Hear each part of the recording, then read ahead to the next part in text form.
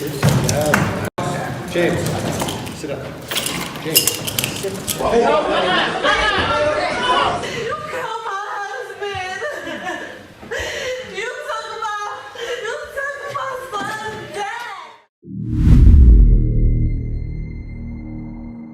It has been 4 years since the horrific death of James Dunkley Cruz, and as more details emerged, additional individuals were charged in connection with the Albuquerque boy's death. In court, prosecutors detailed the injuries found on James during his autopsy. One of the individuals charged in his death received a sentence for her role in this tragic crime. It's almost been 4 years since the death of James. He's almost been dead longer than he was alive. Pamela Esparza, the third suspect charged in the brutal death of James Dunkley Cruz, returned to court for sentencing. James died in 2019 after prosecutors allege he endured extensive abuse at the hands of his mother, Krista Cruz, and her associates, including Esparza and Zarek Marquez. Marquez has already been sentenced to life in prison for his role in James's death. I know that Miss Esparza isn't the one that killed James. But when you still harm a child and hit them and hurt them and let them be abused in front of you, your inaction is action. The state requested the maximum sentence of 18 years under Esparza's plea deal. Prosecutors argued that Esparza lied to the Children, Youth, and Families Department and family members about James living with them and was aware of the abuse while concealing it from everyone. In response, Esparza's lawyer stated that she was in an abusive relationship with Marquez at the time. I'm asking the court to please take mercy on Ms. Esparza. Esparza's lawyer also blamed the Children, Youth, and Families Department for failing to protect James and allowing the situation to occur. One thing we could all agree about here is that the system completely and utterly failed James Dunkley. Then Esparza herself spoke, expressing her feelings about the situation. I want to be accountable to my own role as a protector and guardian of James. I want you all to understand that I never meant for this to happen. But it did. I know the passing of James has a ripple effect in my community and in the broader community we live in, due to the loss of a precious life. However, Judge Stan Whitaker questioned where her tears were for James, stating that she had the power to save him but chose to do nothing.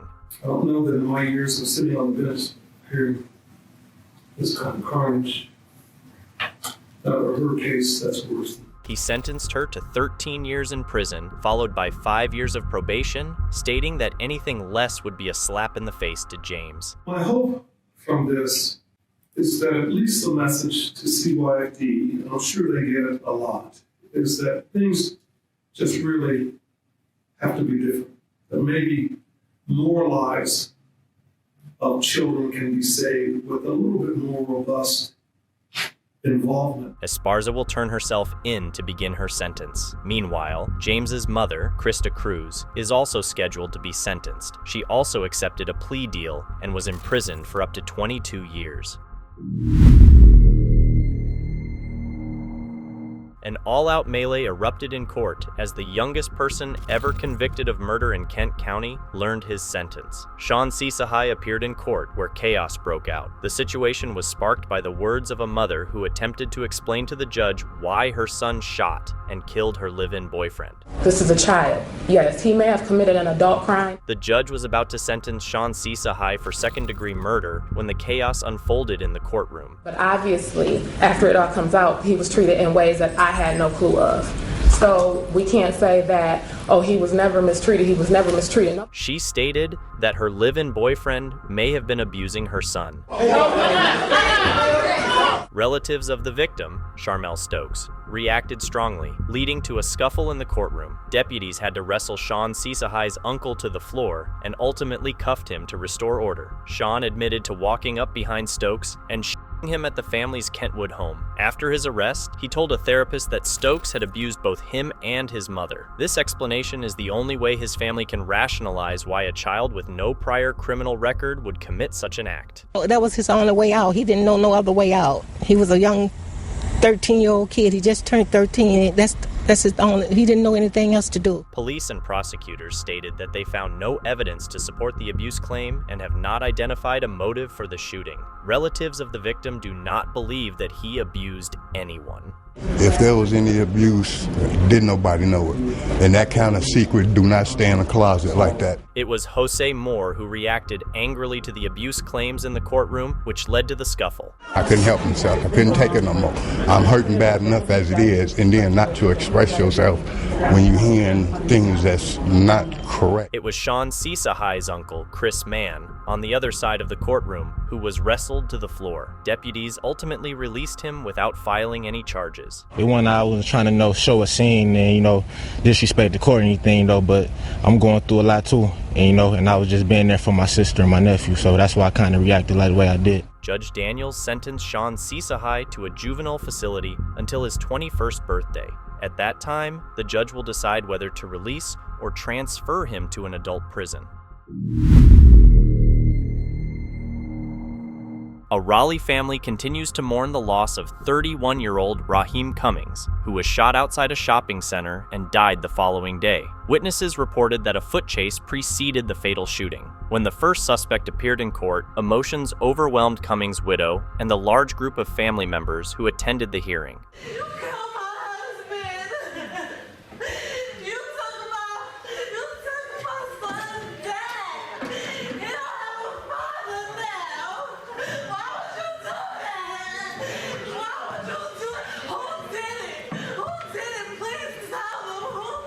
As family members escorted the distraught Kanai Cummings into the courtroom, 18-year-old Javery Thompson quietly raised his hands and said, "I didn't do it." Thompson and another teen are accused of killing 31-year-old Raheem Cummings. This is not Thompson's first encounter with the law. Criminal records show he was convicted of felony gun possession in 2015. Also accused is Zyreek Avery Braxton. Both Thompson and Braxton were ordered to be held without bail on the murder charges. After the court appearances, Kani Cummings shared her thoughts on the outcomes in court. He needs to know.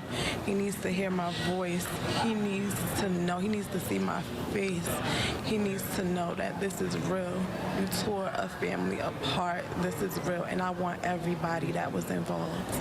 I want every single person to face what they need to face. They need to be punished, everybody involved. During those court appearances, the prosecutors did not provide any motive for the crime. The murder at Lenox Square has now been solved, with a judge sentencing the responsible man to life without parole, longer than what the prosecution had requested. The incident occurred in 2020 and stemmed from a dispute over a parking spot. A prosecutor from the Fulton County District Attorney's Office used a large diagram of the Lenox Square parking lot, along with surveillance video and other evidence, to illustrate to the jury what happened. He noted that the incident ended in murder in the parking lot, but began as what should have been a minor disagreement over parking. On the count of murder, I'm going to sentence you to life without the possibility of parole. This case is particularly disturbing. It was described by witnesses to the murder as an execution. It was pure evil, with a gun pointed to the back of that victim's head when you pulled the trigger and killed a man, leaving his family and his child with no father. The law, a Lenox Square parking lot, and a life lost. On March 8, 2020, defendant Ricky Lafargue shot and killed Twan Nguyen in the back of the head in the parking lot of Lenox Mall, all over a dispute over a parking spot. Chief Senior Assistant Fulton County DA John Whitehauer stated that he recommended a life sentence, but given James Lafargue's age at the time of the murder, 19, and his lack of an adult criminal record, he suggested life with the possibility of parole plus 5 years. However, Judge Alice Benton surpassed that recommendation, ordering a sentence of life without parole plus 5 years. Someone lost their life over. Fulton County DA Fonnie Willis speaks. Your reaction to the sentence? I'm pleased with it. I understand why the judge gave the sentence she gave. Danielle Russell worked alongside John Whitehauer in trying the case. The judge did the right thing in this case. Whitehauer stated that an SUV carrying Lafargue and 4 others quickly pulled into a parking space that Nguyen and his girlfriend had been waiting for. An exchange of words took place between Nguyen and Lafargue's group from a distance. Lafargue is wearing the KC hat. Lafargue's group then went to the mall food court. Prosecutors believe that Nguyen, who was unarmed and outnumbered, must have seen them leaving and followed them out. During the confrontation, Lafargue, who had a gun in a sling bag, circled behind Thuan Nguyen and shot him. Lafargue's group fled in an SUV, but quickly crashed, and Lafargue ran off, leaving behind a gun and a hat containing his DNA. Defense was Mr. Lafargue took out the weapon, attempted to strike the victim, and the accidentally went off. A defense which the jury evidently rejected, but that I believe will hold water on appeal. There's no evidence that Mr. Nguyen ever threw any punches at Mr. Lafargue. It was senseless. There were multiple people around. It was in broad daylight. I know that we have people that are saying, well, they won't go to popular spots in Atlanta. I'm not willing to give up any of Atlanta to include Lenox Mall. We think that Lenox has taken great steps since this, but I plan to continue to shop there. I want my constituents to continue to shop there, and I'm going to work with law enforcement to make sure we keep that a safe environment. White Hour also pointed out that on the witness stand, Ricky Lafargue claimed that Nguyen initiated a fistfight with a Lafargue group member. That man, who pleaded guilty under the First Offender Act to making false statements to the police, also made the same claim in court. Still, none of the state's independent witnesses corroborated it. The prosecution utilized video and photos obtained during the investigation in their report. Deborah King has been sentenced to 15 years to life in prison for killing her father, Joel Woods, while driving under the influence. This occurred as he was picking up her son from school. In court, King dropped another bombshell, as she had done previously. She attempted to delay her sentencing, but her tactics did not succeed and outraged the victim's family. In the Salinas courtroom, Adriana Woods, Joel's wife, looked at her husband's killer, expressing her wish that King could receive the maximum sentence and hoping to come to terms with the life that was taken.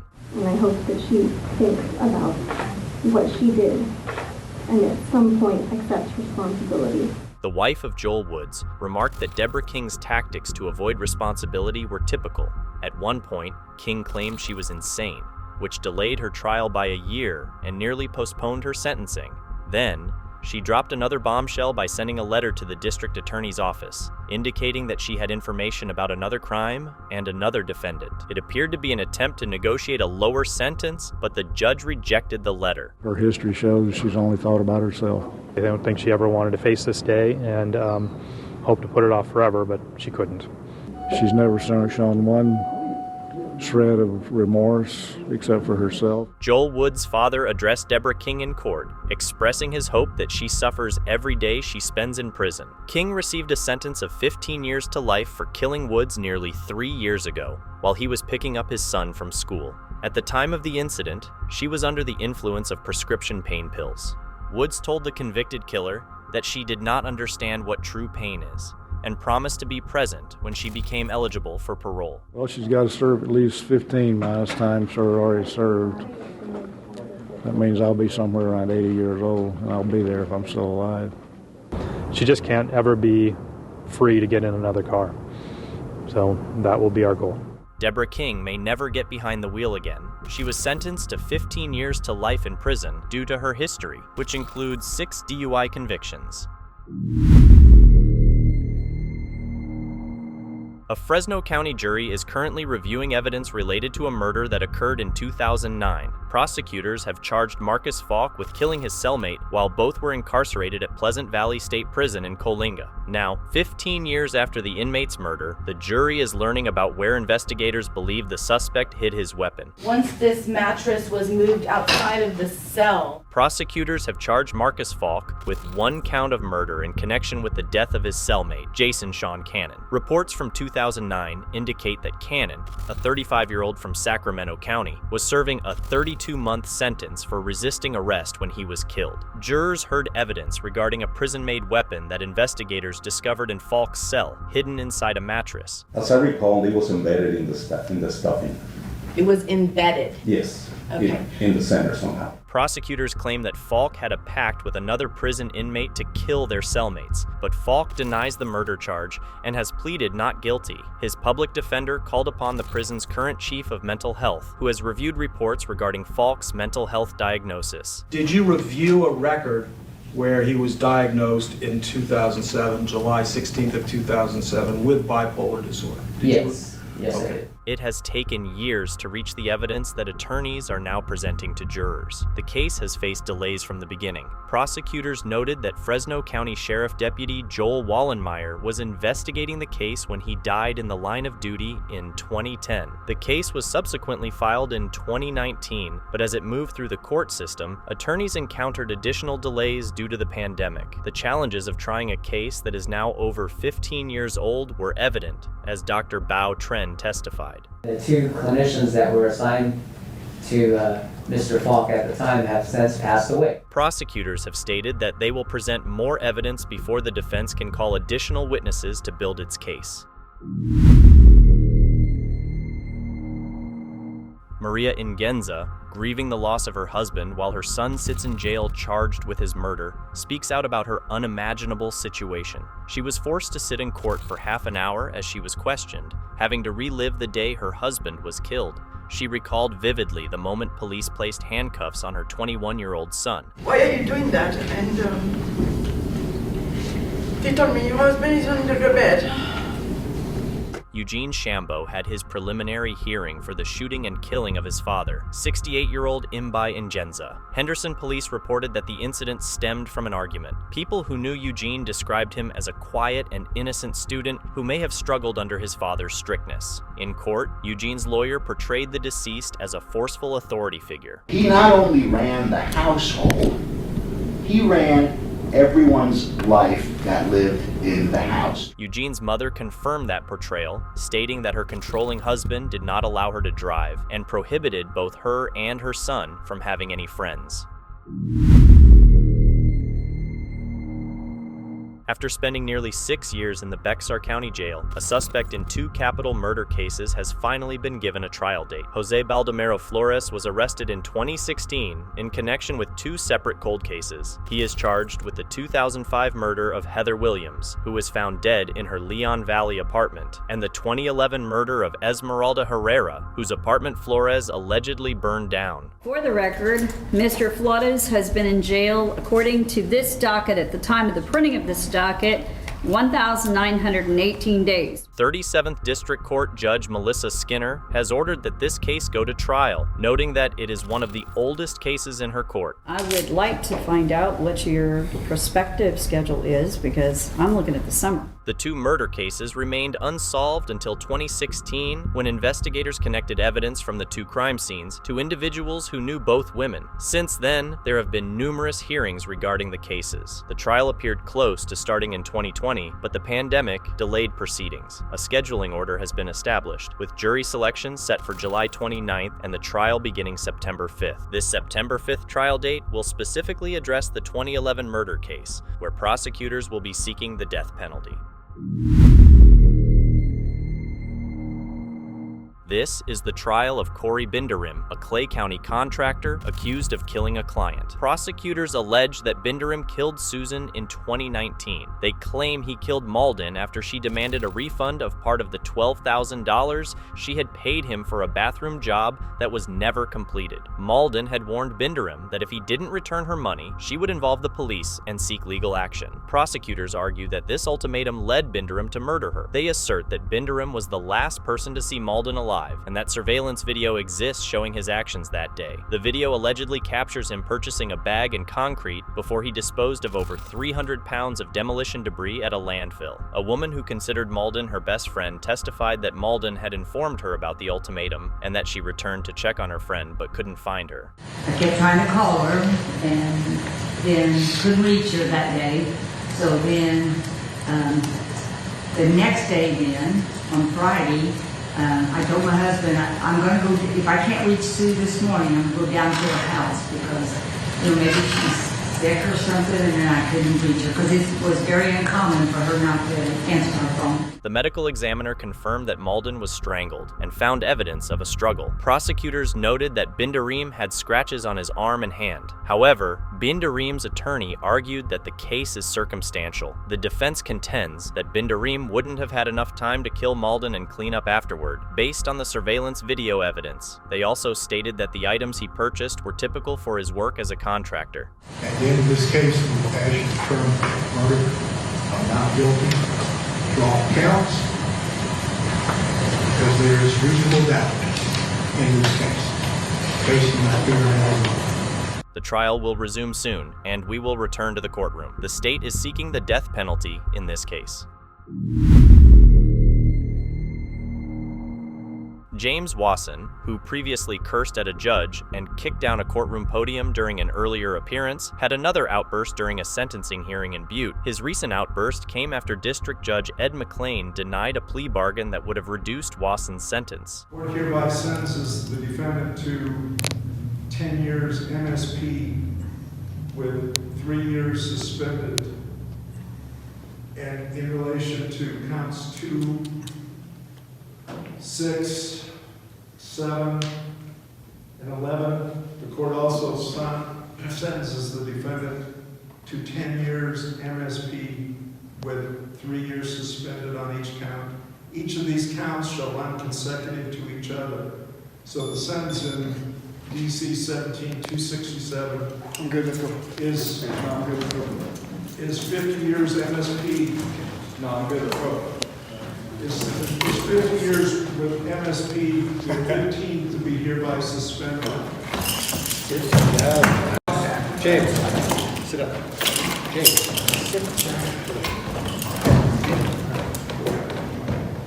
Take him out of here, man.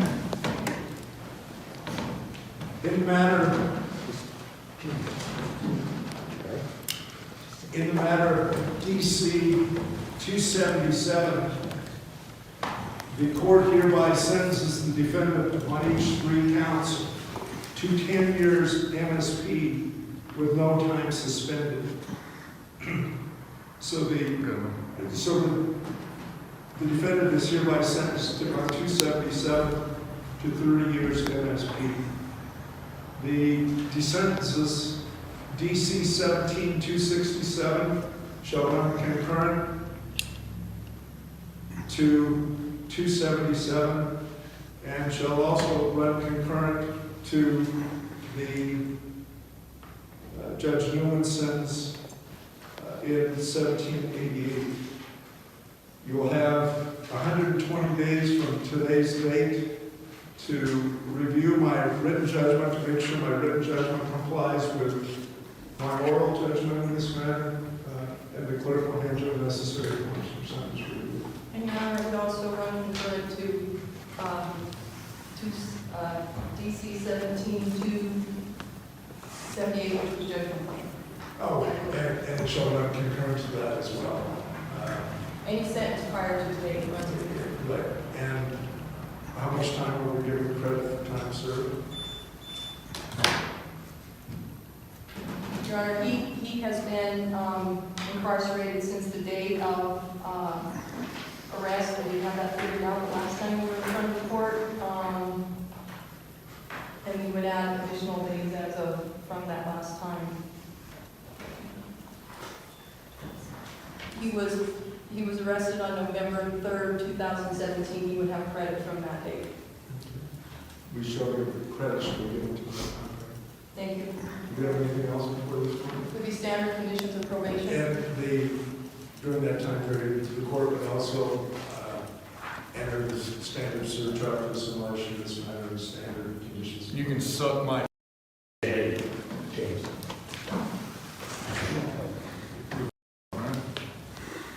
Anything further? No, Your Honor, thank you.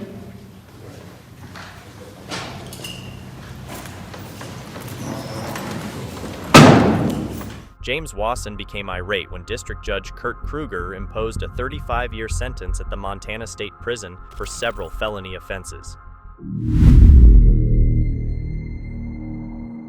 In a chilling case that rattled the tight-knit community of Wadsworth, Ohio, teenager Gavin Ramsey was convicted on multiple charges related to the death of 98-year-old Margaret Douglas. The tragic incident occurred in April, when Douglas, a widow living alone on Portage Street, was found strangled in her home. She had been hidden in a closet, a grim detail that highlighted the brutality of the crime. The investigation uncovered damning evidence tying Ramsey to the murder. Authorities discovered Douglas's wallet in Ramsey's home and, most disturbingly, photos of Douglas stored on his phone. These findings, combined with a confession Ramsey made after being detained in Cleveland a week later, revealed a chilling level of premeditation. Initially, after being indicted by a grand jury, Ramsey pleaded not guilty. However, he later changed his plea to no contest on all charges. This allowed Medina County prosecutors to present their evidence to the judge, who found Ramsey guilty. During sentencing, Judge Joyce Kimbler addressed Ramsey directly, ensuring he fully understood the severity of the proceedings before announcing his sentence. It is my understanding that today you wish to withdraw your previously entered pleas of not guilty and enter pleas of no contest to the indictment. Is that correct? Yes, Your Honor. In order to do that, we need to have a dialogue to confirm that you are making a knowing, intelligent, and voluntary decision to change your plea with an understanding of the constitutional rights that you may be waiving in this matter, okay? Yes, Your Honor. Are you indeed the Gavin M. Ramsey who is named in the indictment in case number 18 CR 0548? Yes, Your Honor. As you stand here before me today, are you under the influence of any drugs or alcohol? No, Your Honor. Are you a United States citizen? Yes, ma'am. Do you read and understand the English language? Yes, ma'am. What is your date of birth? 3/23/01. How far did you go in school? Senior year. Are you presently on felony parole or felony probation? No, ma'am. To your knowledge, do you suffer from any mental illness? Not to my knowledge. Have you ever been deemed by any court to be incompetent? No. Have you had ample opportunity to discuss the facts of this matter as well as the potential penalties with attorney's defense? Yes, ma'am. Are you satisfied with the quality of the legal representation you receive from attorney's defense in this matter? Yes, Your Honor. And it is my understanding you're going to withdraw your previously entered pleas of not guilty and enter pleas of no contest to the indictment, which states at count 1 that on or about the 6th day of April 2018 in Medina County, Ohio, you unlawfully did purposely and with prior calculation and design cause the death of Margaret M. Douglas in violation of section 2903.01A of the revised code, contrary to the statute in such cases made and provided and against the peace and dignity of the state of Ohio. Do you understand the nature of the charge set forth against you in count 1? Yes, Your Honor. What do you think it says you did wrong? That I caused the death of Margaret Douglas. Do you understand? Count 2 states that on or about the 6th day of April 2018 in Medina County, Ohio, you purposely did cause the death of Margaret M. Douglas while committing or attempting to commit aggravated burglary in violation of section 2903.01B of the revised code, contrary to the statute in such cases made and provided and against the peace and dignity of the state of Ohio. Do you understand count 2? Yes, Your Honor. What do you think it says you did wrong? That I caused the death of Margaret Douglas. Count 3 of the indictment states that on or about the 6th day of April 2018 in Medina County, Ohio, you purposely did cause the death of Margaret M. Douglas while committing or attempting to commit kidnapping in violation of section 2903.01B of the revised code, contrary to the statute in such cases made and provided and against the peace and dignity of the state of Ohio. Do you understand count 3? Yes, Your Honor. What do you think it says you did wrong? That I caused the death of Margaret Douglas. Count 4 of the indictment states that on or about the 6th day of April 2018 in Medina County, Ohio, you purposely did cause the death of Margaret M. Douglas while committing or attempting to commit a trespass in a habitation when a person is present or likely to be present in violation of section 2903.01B of the revised code, contrary to the statute in such cases made and provided and against the peace and dignity of the state of Ohio. Do you understand the nature of the charge set forth in count 4? Yes, Your Honor. What do you think it says you did wrong? That I caused the death of Margaret Douglas. Count 5 of the indictment states that on or about the 6th day of April 2018 in Medina County, Ohio, you unlawfully did purposely cause the death of Margaret M. Douglas in violation of section 2903.02A of the revised code, contrary to the statute in such cases made and provided and against the peace and dignity of the state of Ohio. Do you understand the nature of the charge set forth in count 5? Yes, Your Honor. What do you think it says you did wrong? That I caused the death of Margaret Douglas. Count 6 of the indictment states that on or about the 6th day of April 2018 in Medina County, Ohio, you unlawfully did cause the death of Margaret M. Douglas as a proximate result of you committing or attempting to commit an offense of violence that is a felony of the 1st or 2nd degree to wit, aggravated burglary, in violation of section 2903.02B of the revised code. Do you understand the nature of the charge set forth against you in count 6 of the indictment? Yes, Your Honor. What do you believe it says you did wrong? That I caused the death of Margaret Douglas. Count 7 of the indictment states that on or about the 6th day of April 2018 in Medina County, Ohio, you unlawfully and knowingly did, by force, stealth, or deception, trespassing 359 40th Street, Wadsworth, Ohio, an occupied structure, or a separately secured or separately occupied portion of an occupied structure, when another person other than your accomplice is present, with purpose to commit therein a criminal offense, and you inflicted or attempted or threatened to inflict physical harm on Margaret Douglas, this being a felony of the first degree. Do you understand the nature of the charge set forth against you in count 7 of the indictment? Yes, ma'am. What do you think it says you did wrong? That I entered Margaret Douglas's house while she was present. Count 8 of the indictment states that on or about the 6th day of April 2018 in Medina County, Ohio, you did by force, threat, or deception, knowingly under circumstances creating a substantial risk of serious physical harm to Margaret M. Douglas, did restrain Margaret M. Douglas of her liberty, and did not release her to a safe place unharmed, in violation of section 2905.01B2 of the revised code, a felony of the first degree. Do you understand the nature of the charge set forth against you in count 8 of the indictment? Yes, ma'am. What do you think it says you did wrong? That I restrained Margaret Douglas. Okay. Count 9 of the indictment states that on or about the 6th day of April 2018 in Medina County, Ohio, you unlawfully did treat a human corpse in a way that would outrage reasonable community sensibilities, in violation of section 2927.01B of the revised code, a felony of the 5th degree. Do you understand the nature of the charge set forth against you in count 9 of the indictment? Yes, Your Honor. What do you think it says you did wrong? That I handled the corpse of Margaret Douglas. Do you understand that a plea of no contest, while not an admission of your guilt, is an acknowledgement of the truthfulness and accuracy of all of the allegations contained in the indictment? Yes, Your Honor. Do you understand that upon pleading no contest, the court can immediately proceed to find you guilty? Yes, Your And Honor. upon finding you guilty, the court could immediately choose to impose sentence. Yes, Your Honor. Do you understand the court is not bound by any sentencing agreement which may be reached between the state of Ohio and attorneys defense on your behalf? Yes, Your Honor. Do you understand that count 1, that being aggravated murder, carries with it a potential penalty of 20 years to life, 25 years to life, 30 years to life, or life without the eligibility of parole in prison? Yes, Your Honor. Do you understand that it carries with it a potential fine of $25,000 and that a prison term is presumed mandatory? Yes, Your Honor. Do you understand that count 2 carries with it a possible prison term of 20 years to life, 25 years to life, 30 years to life, or life without the eligibility of parole in prison, and a prison term is mandatory? Yes, Your Honor. Do you understand it also carries with it a possible fine of $25,000? Yes, ma'am. Do you understand that count 3 carries with it a possible prison term of 20 years to life, 25 years to life, 30 years to life, or life without the eligibility of parole, and a prison term is mandatory in count 3? Yes, ma'am. Do you understand it also carries with it a possible fine of $25,000? Yes, ma'am. Do you understand that count 4, again, carries with it a possible prison term of 20 years to life, 25 years to life, 30 years to life, or life without the eligibility of parole, and that a prison term is mandatory? Yes, ma'am. Do you understand it also carries with it a possible fine of $25,000? Yes, ma'am. Do you understand that count 5 carries with it a prison term of 15 years to life, a prison term is mandatory, and it carries with it a maximum fine of $15,000? Yes, ma'am. Do you understand that count 6 also carries with it a prison term of 15 years to life, which is mandatory prison term, and also a potential fine of $15,000? Yes, ma'am. Do you understand that count 7 carries with it a possible prison term of 3 to 11 years in prison? A prison term is not mandatory, but it is presumed necessary, and it carries with it a possible fine of up to $20,000. Yes, ma'am. Do you understand that count 8 also carries with it a prison term of 3 to 11 years in prison? A prison term is not mandatory, but it is presumed necessary, and also carries with it a possible fine of $20,000. Yes, Your Honor. Do you understand that count 9 carries with it a possible prison term of 6 to 12 months in prison and a possible fine of $2,500? Yes, ma'am. Do you understand that theoretically these terms could be run consecutively, one after another, not necessarily all concurrently, all at the same time? The judge explains to Ramsey the challenges and consequences he will encounter once he is out of prison. Yes, Your Honor.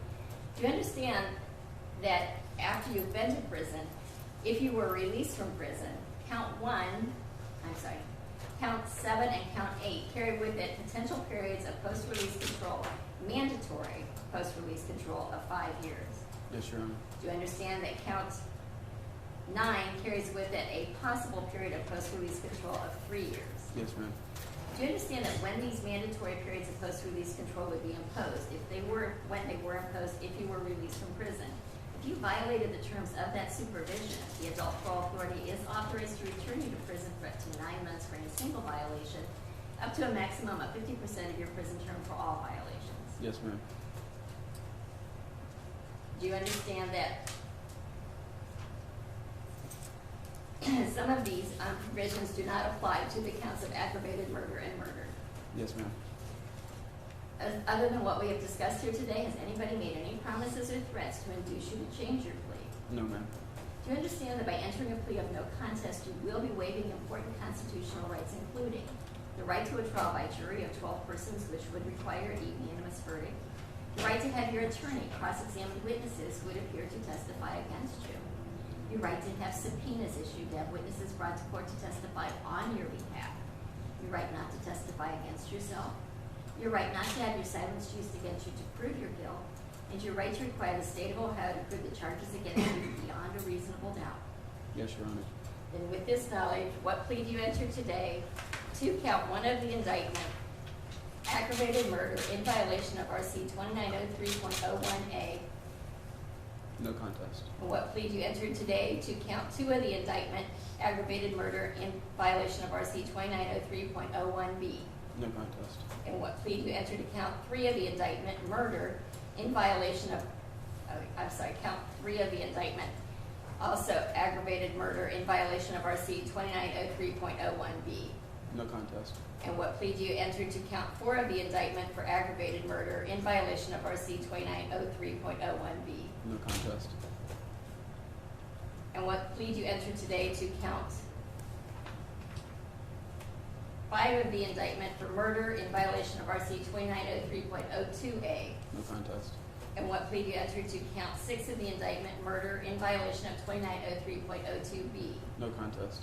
And what plea do you enter today to count 7 of the indictment, aggravated burglary in violation of RC 2911.11A1, a felony of the first degree? No contest. And what plea do you enter today to count 8, kidnapping in violation of RC 2905.01B2, a felony of the first degree? No contest. And what plea do you enter today to count 9, abuse of a corpse in violation of RC 2927.01B, a felony of the 5th degree? No contest, Your Honor. I do have here before me your written plea of no contest.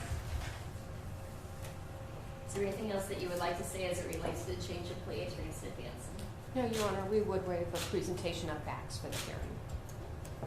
Anything else you would like to say as it relates to the change of plea, Prosecutor Thompson? No, Your Honor. Then let the record reflect the defendant is making a knowing, intelligent, and voluntary decision to withdraw his previously entered pleas of not guilty and his tender pleas of no contest to 1 count of aggravated murder in violation of RC 2903.01A, 3 counts of aggravated murder in violation of RC 2903.01B, 1 count of murder in violation of RC 2903.02A, and 1 count of murder in violation of RC 2903.02B, 1 count of aggravated burglary in violation of RC 2911.11A1, a felony of the first degree, 1 count of kidnapping in violation of RC 2905.01B2, a felony of the first degree, and 1 count of gross abuse of a corpse in violation of RC 2927.01B, a felony of the 5th degree.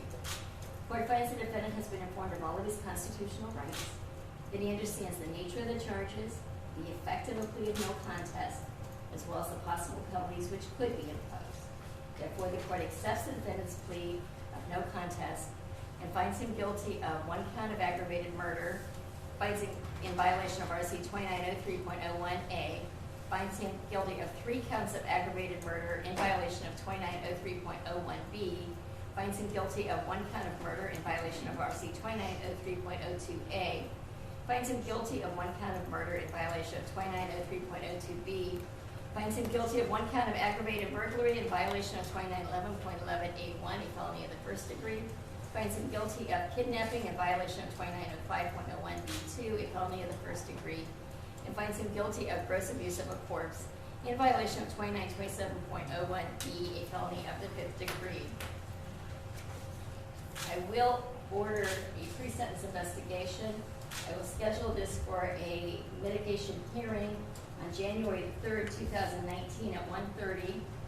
I am also going to order that certain reports be provided on behalf of the defense. Do you have any motions? After announcing the sentence, the judge turns to the defense attorney, asking if she has anything to add. In response, she requests that a mental health evaluation be conducted. Your Honor, at this time I would ask the court to order a mental health evaluation. It is provided for in terms of being able to be ordered pursuant to Revised Code Section 2929.03 prior to sentence in this matter. So I would ask that he be referred to the Summit Diagnostic Center in order for that mental health evaluation to be completed. The court will grant that motion and order that the evaluation be completed by December the 7th, 2018. A copy should be provided to the court, who will then provide a copy to both counsel. Thank you, Your Honor. Any other motions on behalf of the defendant? No, Your Honor. Any reports that the defendant expects to introduce at the mitigation hearing, other than that particular report by the Psychodiagnostic Clinic, should be provided to the state of Ohio no later than November 16th, 2018. Any sentencing briefs to be filed by either the state of Ohio or the defense should be filed by December 27th, 2018, in preparation for the mitigation hearing. The judge then turns to the prosecution, asking if they have anything further to contribute. Thank you. At this time, Your Honor, two motions. One, we request that the defendant be transferred immediately from the juvenile detention facility to be held in the county jail pending finalization of sentencing. And the second, we ask that the court lift the previously imposed gag order. Ramsey, clearly overcome with emotion during the hearing, tried to hold back tears as the judge directed that he be transferred to the Medina County Jail to await his sentencing. On behalf of the defendants, do you have any objection to the defendant being transferred to the Medina County Jail at this time? I do, Your Honor. The revised code says that the detention center is a particular establishment for housing juveniles accused of crime, and that juveniles accused of that crime can be held at the juvenile detention center until such time as they are actually sentenced or disposed of. Because he has not yet been sentenced and will not be sentenced until January 3rd, I would ask the court to allow him to remain in the custody of the juvenile detention center. He's had no problems while being at the detention center. I spoke this morning to the assistant superintendent. They've had no objections with his behavior there, and there's no issue with him continuing to stay there. I would ask that the court allow him to remain there. I believe that is up to the discretion of the court. The defendant has now been convicted of these matters. He is no longer accused, so the court will order they be transferred to the Medina County Jail. Any objection to the lifting of the gag order? Your Honor, because we have a sentencing hearing and mitigation scheduled for January 3rd, I would ask that the gag order be continued until the case is ultimately disposed of. Prosecutor Thompson? Your Honor, the sole purpose that the defense established the gag order under and requested was to protect a potential jury pool. That issue is now behind us. There is no constitutional basis prohibiting the distribution of the information in this matter. Therefore, the gag order has run its usefulness, and we would ask that it be lifted. The court will lift the gag order at this time, as there is no potential for prejudice to the jury pool in this matter. Anything else at this time on behalf of the state of Ohio?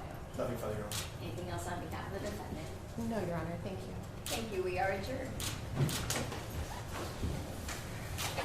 In January 2019, Medina County Common Pleas Judge Joyce Kimbler sentenced Ramsey to life in prison without the possibility of parole, emphasizing the deliberate and premeditated nature of his actions. Ramsey later filed an appeal, claiming that his age and potential for rehabilitation were not given adequate consideration. However, the 9th District Court of Appeals upheld the original sentence. Margaret Douglas was fondly remembered as a warm-hearted, independent woman who had lived a rich and meaningful life. Her tragic loss deeply affected her family and the Wadsworth community, leaving them in intense grief. The sentencing was a crucial moment in the case, solidifying Ramsey's fate of spending the rest of his life behind bars without any chance of parole.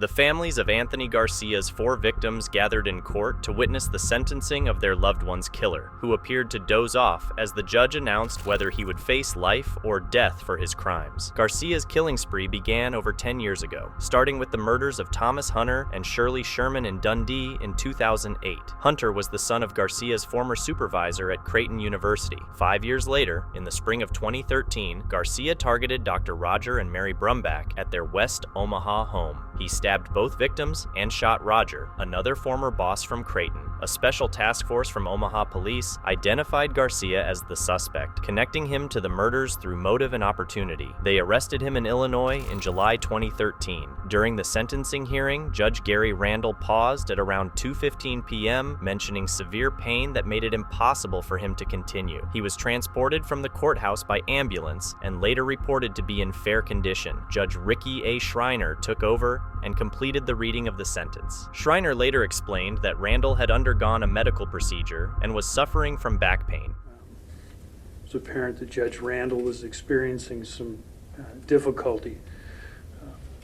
Had a procedure this week that resulted in some back pain as a side effect, and I think he carried it out as far as he could today. I know Judge Randall, he would have continued if he could. He couldn't. At any rate, Judge Bowie and I have conferred and decided that if there is no objection going forward, then we will do so. Is there any objection from the state? No, Your Honor. Any objection from the defendant? Your Honor, we have to object for the record. The Nebraska statutes don't address this particular situation. Obviously, it's highly unusual for a defendant to be sentenced in the absence of one of the sentencers, the judge. In this case, the presiding judge. It's obviously highly unusual, and it seems like the better course would be to complete this hearing at another time when Judge Randall could be present. I would agree, it is highly unusual. I will tell you for the record that this order was signed by all 3 judges, including Judge Randall, prior to going on the record. All we're doing, and I think Judge Randall acknowledged the fact, we're reading it into the record, having all 3 signatures attached to it, this order can be filed and be made effective yet today. So I'm going to overrule your objection. Despite objections over the absence of the presiding judge, the 3-judge panel proceeded to deliver the verdict, sentencing the convicted Creighton killer to death row. As I recall, we were discussing psychiatric and psychological treatment. So I'm going to proceed with the order. There's evidence the defendant sought psychiatric and psychological treatment and at times was prescribed medication as part of that treatment. In the panel's view, the defendant's psychiatric or psychological history does not rise to the level of a mitigating circumstance to the actions taken by the defendant in the commission of the murders of Thomas Hunter, Shirley Sherman, Mary Brumback, Roger Brumback. These murders were separated by 5 years, during which time the defendant worked full-time as a physician, supported himself, purchased a home, and demonstrated he was capable of being a law-abiding citizen. Section D, proportionality. Panels required to determine the propriety of a death sentence by conducting a proportionality review.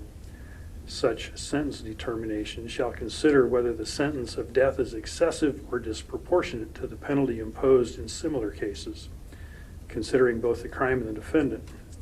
Nebraska Revised Statute 292522 subsection 3, see also Vela, State v. Mata, State v. Dunster. This review requires a panel to compare the aggravating and mitigating circumstances in the case before it with those present in other cases in which a death penalty was imposed. The purpose of this review is to ensure that the sentences imposed in this case are no greater than those imposed in other cases with the same or similar circumstances. The Supreme Court has stated a proportionality review does not require that a court color match cases precisely. It would be virtually impossible to find murder cases which are the same in all respects. Instead, the question is simply whether the cases being compared are sufficiently similar, considering both the crime and the defendant, to provide the court with a useful frame of reference for evaluating the sentence in this case. The panel has undertaken a review of the Nebraska cases in which a death penalty was imposed. As part of this proportionality review, the panel has mapped and considered all cases contained in Exhibit Number 1, which will be attached to this order. It also considered the opinion of the sentencing panel in State v. Jenkins, District Court of Douglas County, case number CR 13-2768, CR 13-2769. These cases are currently on appeal to the Nebraska Supreme Court. The panel first considered the defendant's murder of Thomas Hunter, Shirley Sherman, and subsequently Roger Brumback and Mary Brumback in relation to the murders and other cases in which a death penalty was imposed.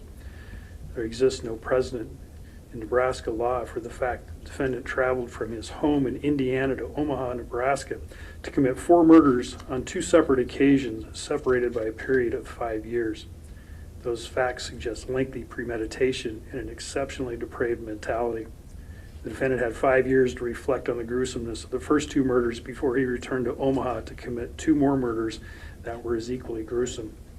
His actions indicate he had no remorse after the first 2 murders. In fact, the trial evidence suggests he bragged about them in an attempt to gain favor with the female he wished to engage in a romantic relationship.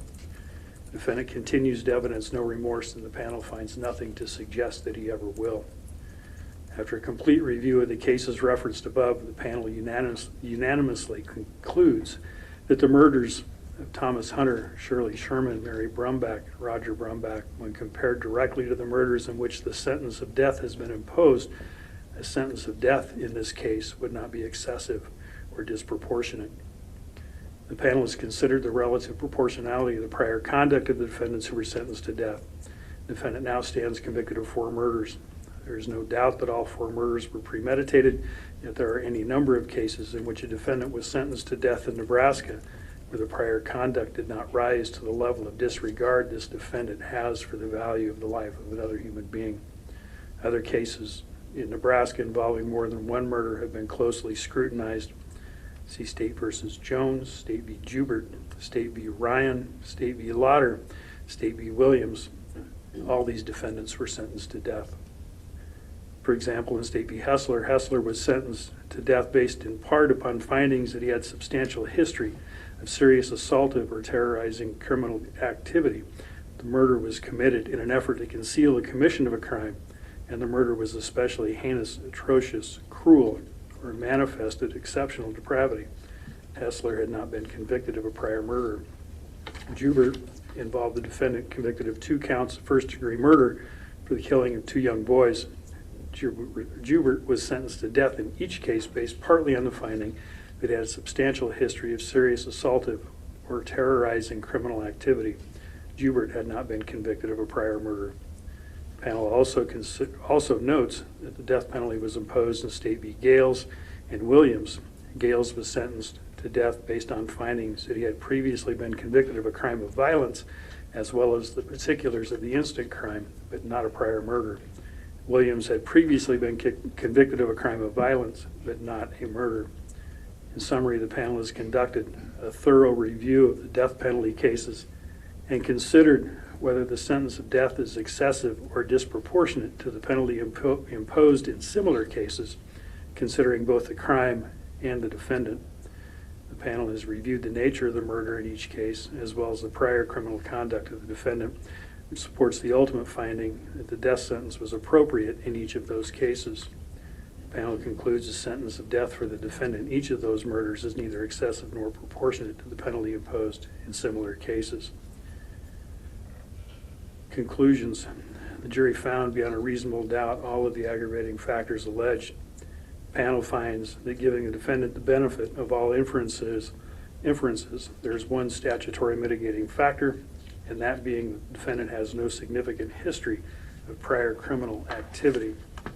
Further, the panel does not find the existence of any non-statutory mitigating factors, and the panel finds that a sentence of death is not excessive or disproportionate to the penalty imposed in similar cases. All findings are made unanimously and beyond a reasonable doubt. Sentence.